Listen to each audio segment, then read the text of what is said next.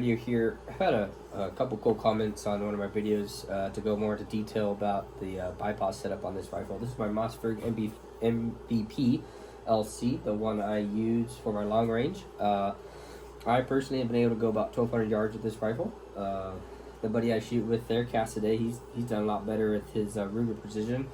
I think we've got him out to 1,600 yards pretty well. It was really fun.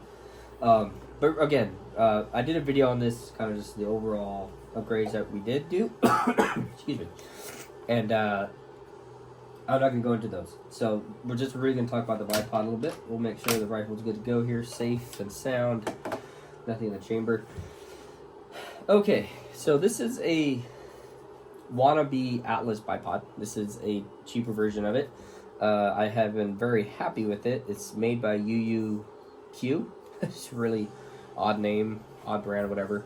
But it's really sturdy. I've had no problems with it at all. And I will say that based off from what used to be on this rifle, this is 20,000 times better. So yeah, it's not a true Atlas, but it is doggone pretty good for. I think I paid under $100 for it too. So it's not even that, you know, if you're budgeting, trying to do long range budgeting, this is a pretty good bipod. But it still gives you a very good wide stance. This is the reason why I picked it. Because obviously when you're shooting a target that far out, you want it to be as stable as possible. So on the Mossberg MVP, and again, it's not the greatest rifle out there in terms of upgrades and things like that. I kind of had to redneck this.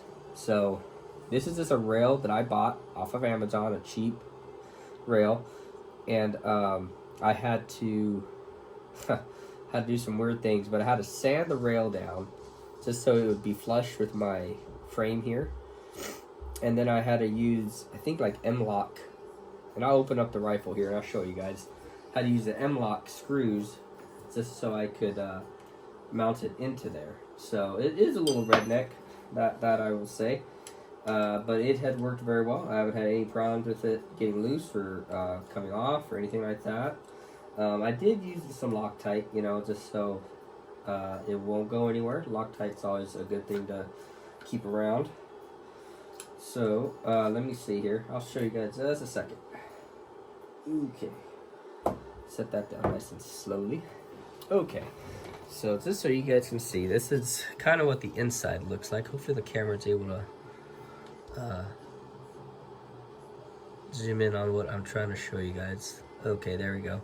So those are just like M-lock screws that, and again, the holes are already here in the frame, so you're not having to like do any work in the aluminum frame, because obviously I didn't want to touch that. I'm not that good at gunsmithing. But I just lined up the holes with the screws from this rail, right? And they matched up there and there, and I just torqued them on with some little bit of red Loctite, and it's been golden. Like I said, I had to do a little redneck sanding right here to get it flush with my frame, but it's worked really well. And of course there is a, gosh, I should know the name, but where you can put your strap.